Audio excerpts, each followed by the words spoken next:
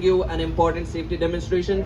So for all those on board using your phones right now, I request you to keep down your phones for 2 minutes and watch towards our crew members. Again, requesting you to keep down your phones and look towards our crew members, guys. That would be really appreciated.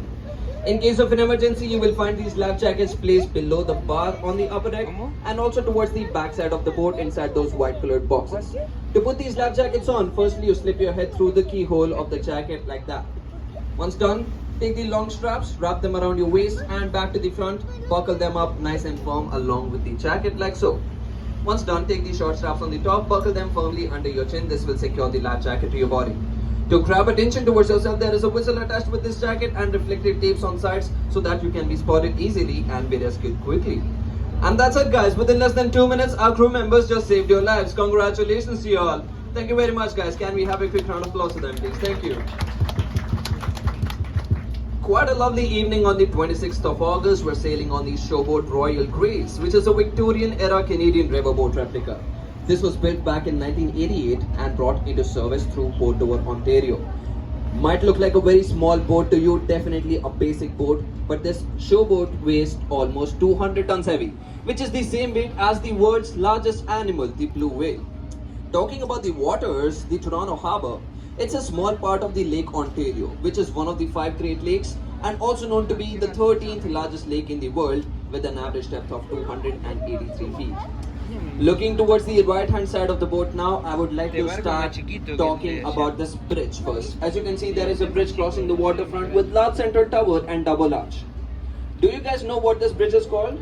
Is it called Toronto Bridge or is it called Canada Bridge? Well, it's actually called Amsterdam Bridge. I was just kidding with you. Well, this bridge here signifies the twinning of Toronto and Amsterdam. It was opened here by His Worship Wim Polak, the Mayor of Amsterdam, during his official tour of Toronto Harbour during 1978. In fact, if any of you happen to visit Amsterdam City in the future, you might as well find a similar bridge there as well. And that bridge in Amsterdam City is called Toronto Bridge, or in their language, Toronto Bridge. So you see how the linkages are coming into place. These two are twin cities. In fact, you also see this brown hut called Amsterdam Brew House, which is one of the famous restaurants in the city.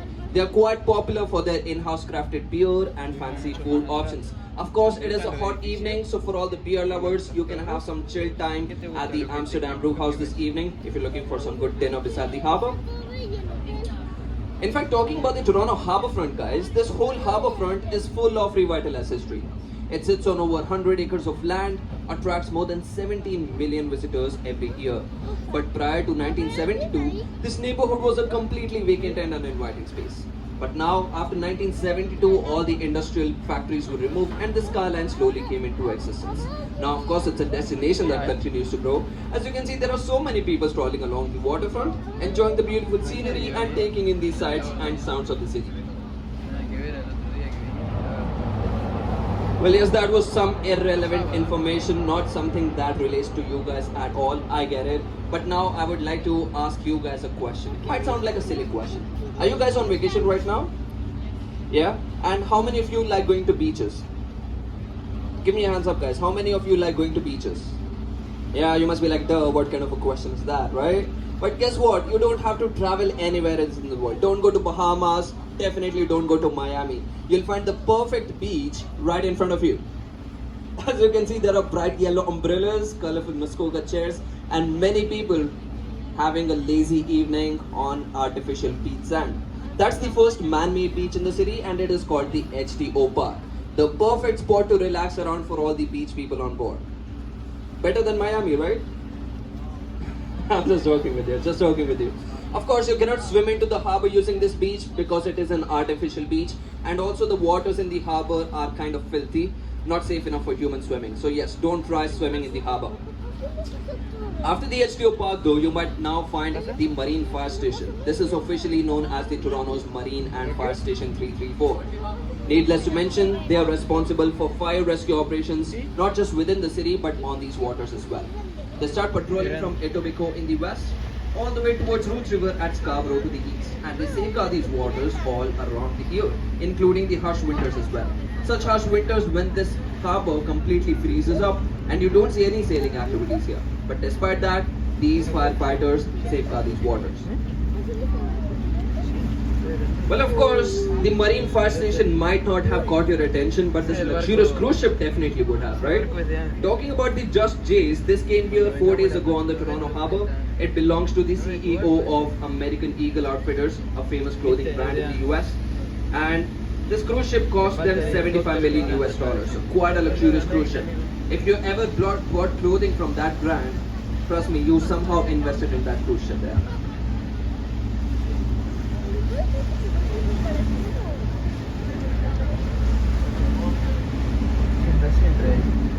Lo vimos desde la Torre del Sábado.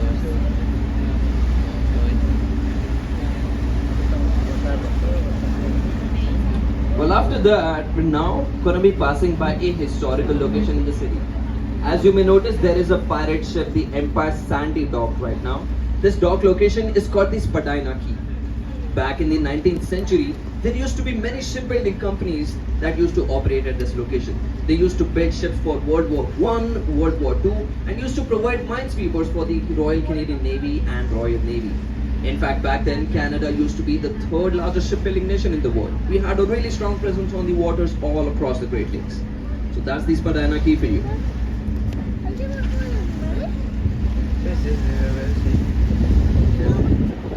For all the history lovers on board, we're now passing by a restored historical building in the city called the Canada Malting Silos. These are a group of historic grain elevators that have now been converted into a mixed-use development. Opened in 1928, these malting silos used to store malt for Canada Malting Company. Their biggest plant being a massive Molson's factory just north of the site.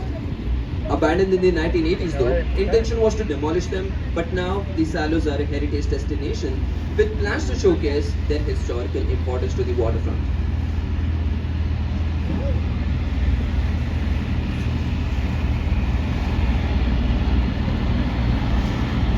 Of course, as you notice, we are beginning to make an eastward turn in the harbour, so the sights on both the sides of the boat are going to be rapidly changing.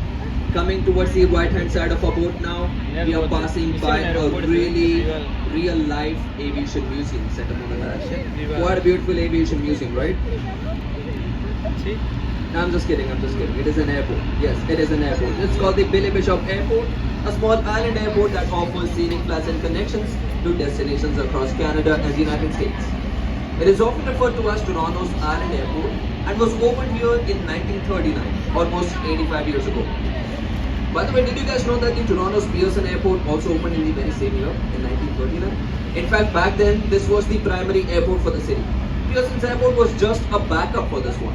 Just in case when there was fog around this location or there were huge thunderstorms, that's only when the Pearson's Airport came into use. But now that one is much more busier than this one, right? In fact, looking at this airport, guys, as you may see, there's barely any flights here, barely any flight activities, and that's why I pulled off that museum joke, yeah? But just 5 years from now, back in 2019 alone, this airport served approximately 3 million passengers and was ranked Canada's 9th busiest airport. In fact, currently it is used by civil aviation, air ambulances, and regional airlines using turboprop planes. These are operated by either Porter Airlines or Air Canada, giving you service to 20 different locations across Canada and the US. Also guys, if you may notice, the location of this airport has been set up in the center of Toronto downtown. Or should I say that the downtown was built around this airport because this is more older than the downtown itself. And as you can see, there are many residential condominiums close to this airport, right? So now just for a moment imagine, what if you were one of those people living in those condominiums there?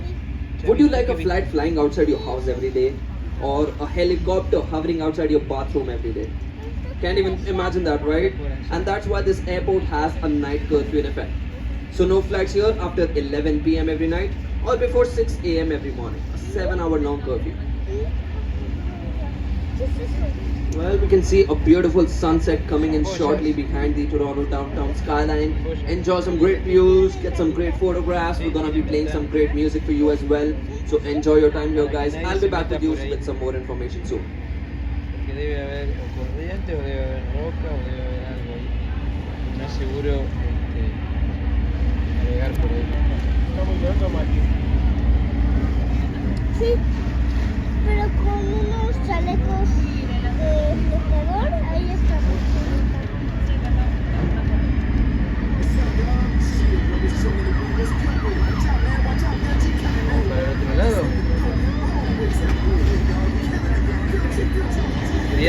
hacia allá, Mati.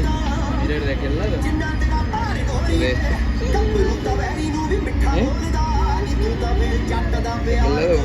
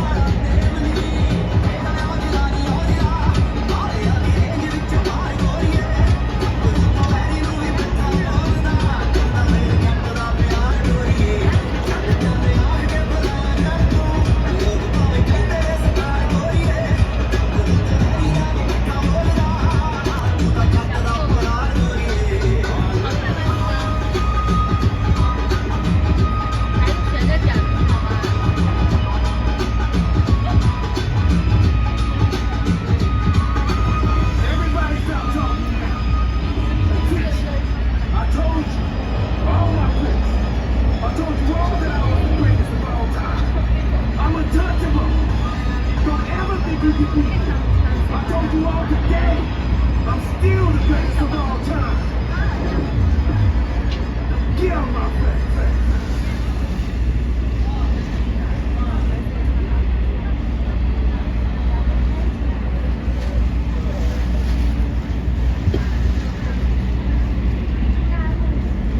Alright, as you can see guys, towards the left hand side of our boat, we're getting a much better view of the Port Toronto downtown. And I suppose now's the perfect time to talk about the most important structure here. We have been capturing its photos in all its glory, and you know what I'm going to be talking about up next, right? Well, that's the one and only Rogers Centre.